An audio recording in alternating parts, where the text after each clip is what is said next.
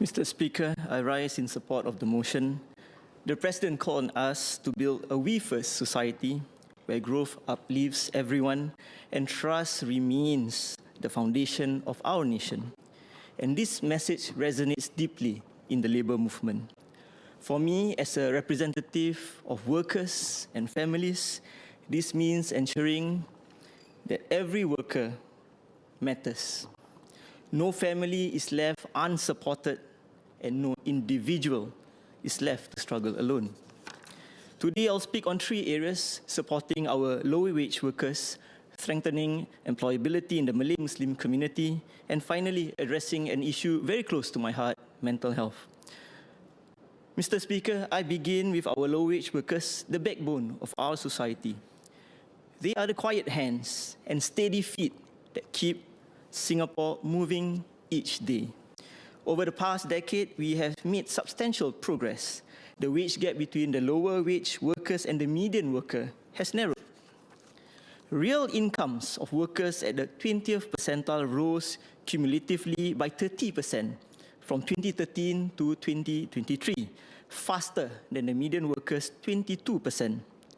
Today, more than 155,000 lower wage workers across 9 sectors and occupations are covered by the Progressive Wage Model, or PWM. This is progress we can take pride in. It shows that when we work together, government, employers, and unions, we can shift the escalator of social mobility upwards. But we must not stop here. Allow me to make 3 calls. First, enhance funding for PWM and the Progressive Wage Credit Scheme, or PWCS. The PWCS has been instrumental in helping employers support wage increases. Over $2.7 billion in PWCS was disbursed in 2022 and 2023, benefiting more than 520,000 employees. I urge the government to extend this enhancement until Singapore reaches the OECD benchmark of the 20th percentile, being 2/3 of the median income.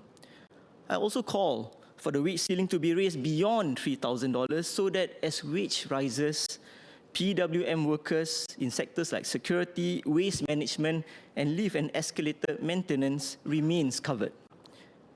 Second, let's address how wage increases can lead to a loss of social assistance.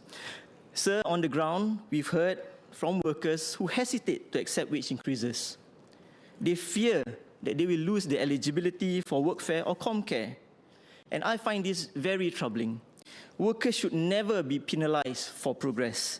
I call for comprehensive review of our wage support and social assistance schemes so that no one is forced to choose between a higher salary and essential aid. Third, future-proof upskilling of our low-wage workers, including training in artificial intelligence. I call for AI training to be extended to PWM workers, such as administrators who can leverage on AI to optimize workflows.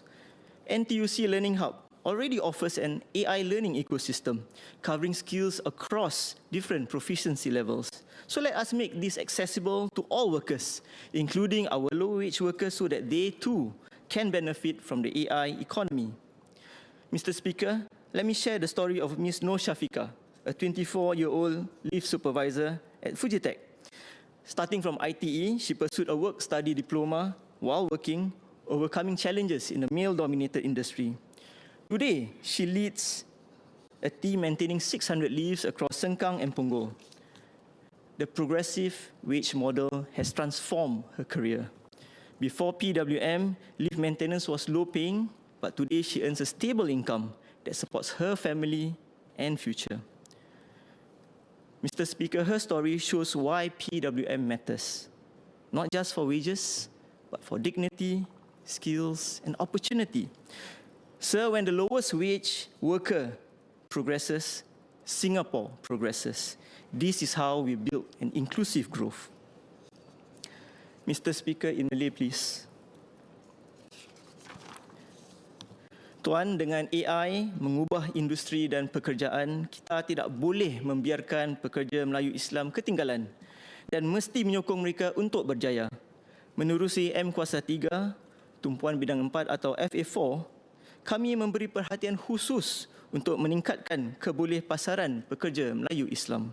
Melalui kerjasama erat antara NTUC dan Mendaki, kita akan membina satu ekosistem sokongan yang kukuh untuk membantu pekerja menyesuaikan diri dengan pasaran kerja yang semakin berubah. Kami akan terus memperkukuhkan sokongan khususnya bagi golongan PME matang serta belia yang bakal mewarisi cabaran dan peluang ekonomi masa hadapan. Bagi PME matang, sokongan akan memberi tumpuan kepada pemerkasaan kemahiran baru, termasuk kemahiran digital dan kepimpinan supaya mereka dapat terus relevan dan diyakini oleh industri. Kita juga perlu memperluaskan lagi rangkaian penasihat kerjaya untuk membantu mereka menyesuaikan diri dengan perubahan pasaran dan membuka jalan ke arah kerjaya kedua yang bermakna. Bagi belia pula, kita perlu menyediakan laluan yang lebih pelbagai, termasuk program perantisan, skim kerja belajar, serta peluang pembangunan dalam bidang baru teknologi hijau, kecerdasan, buatan dan ekonomi penjagaan. Bulan hadapan, kami akan menganjurkan Youth Skills and Career Fair at Scape pada 6 dan 7 Oktober. Acara ini akan menjadi peluang besar untuk belia meneroka laluan kerjaya, mendapatkan nasihat pakar dan membina kemahiran yang diperlukan untuk berjaya dalam pasaran kerja yang semakin mencabar. Selain itu, E2I bersama Happiness Initiative akan melancarkan satu bengkel khas untuk belia dan profesional muda berumur 18 hingga 35 tahun. Fokus bengkel ini adalah untuk membina daya tahan minda, membekalkan peserta dengan kemahiran untuk mengurus tekanan dan membina keyakinan ketika mencari pekerjaan atau memulakan kerjaya baru. Apabila setiap masyarakat dapat berkembang maju bersama, Singapura secara keseluruhannya akan menjadi lebih kukuh dan berdaya tahan. Mr. Speaker, I now turn to an issue that I have been championing throughout my stint in Parliament. An issue that cuts across workers, families and communities. The President reminded us that our responsibility is to give Singaporeans assurance at every stage of life. Mental health is that assurance. The statistics tell a sobering story. Nearly 47% of workers in Singapore report feeling exhausted after work. The prevalence of poor mental health remains at 15% in 2023, higher than the pre-pandemic levels. The economic cost of mental health conditions is estimated at $15.7 billion annually, or 2.9% of the GDP. So behind each statistic is a worker, a family, and a community. Their struggles with stress and burnout remind us that productivity cannot come at the expense of health. As co-chair of the PAP Mental Health Group, I have continually engaged stakeholders from the healthcare professionals, community partners to employers and workers. And together with my colleagues, we tabled a motion of mental health in the last term to place this firmly on the national agenda. But that motion was not the end. It was the beginning.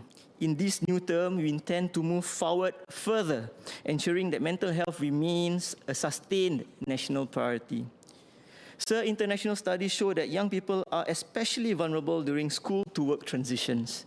Locally, nearly half of workers already report exhaustion at the start of their careers. In my Malay speech earlier, I had spoken about employability initiatives for our youth and young professionals under the FA4 initiative. Employability must go hand in hand with resilience. Skills will get our youth a job. Resilience will help them to keep it, grow in it, and thrive in the long run.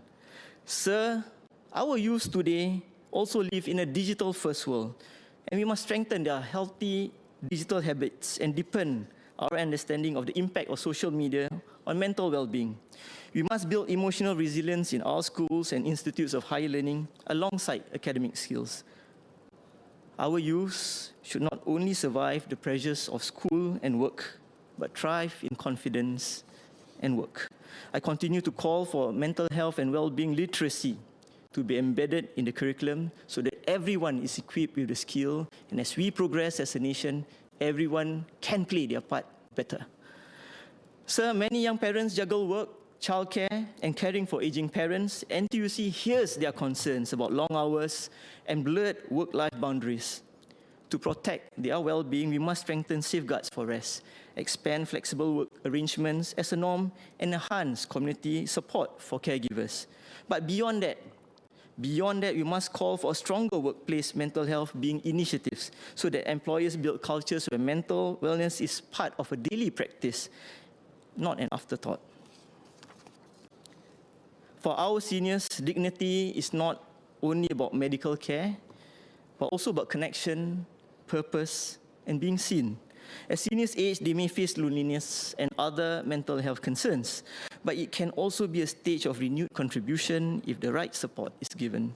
We must continue to expand community facilities so that help is never too far away. Finally, I turn to our workers who cut across the different ages. And I have a few calls to make. First, stronger rest protections. The always-on culture must be challenged. Workers need adequate rest between shifts and more explicit guidance on after-hours communication. Otherwise, exhaustion will erode both well-being and long-term safety. Second, preventive approaches. Employers should go beyond the ad hoc wellness talks and make mental wellness training a mandatory part of management development. Leaders must be equipped not only to deliver results, but also to recognize early signs of stress, to intervene with empathy, and to create psychologically safe workplaces. At the same time, companies should tap into the Company Training Committee or the CTC grant, not only to invest in new technology and upskill their workforce, but also to redesign jobs and workflows with workers' productivity, well-being, and dignity at the center. Too often, the perception is that innovation is seen as a way to squeeze more output from the same worker. But that cannot be our approach. Instead, we must harness innovation to ease the pressures of long hours, to streamline repetitive tasks, and to allow workers to focus on higher value and more meaningful work. When we do this, productivity gains will be matched by healthier, more motivated teams and by workplaces where people feel proud to contribute and confident about their future. Third, inclusive return to work practices. Returning to work after a period of illness, injury, or mental health challenge is never easy. Many workers tell us they feel anxious, worried that their colleagues may see them as less capable, or that their employers may judge them needing more time to recover. That is why the return to work journey must not add to their stress. Instead, it should be a bridge of support where adjustments are made to help them regain confidence at their own pace.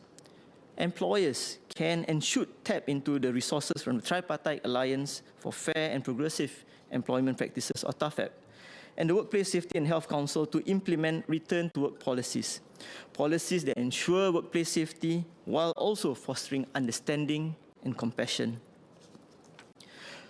When a worker is supported in this way, they are more likely to bounce stronger, to contribute meaningfully, and to inspire others. When we care for our workers in their most vulnerable moments, we strengthen not just productivity, but the bonds of trust in our workplaces. Mr. Speaker, our nation's strength never comes from size or the resources that we have. It comes from trust.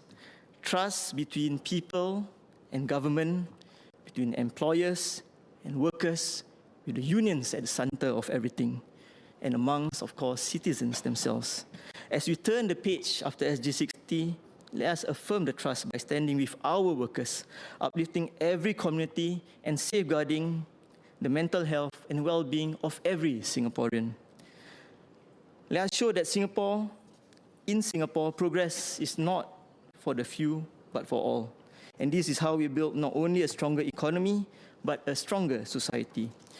One where every worker has dignity, every family has assurance, and every community has hope. Mr. Speaker, I support the motion.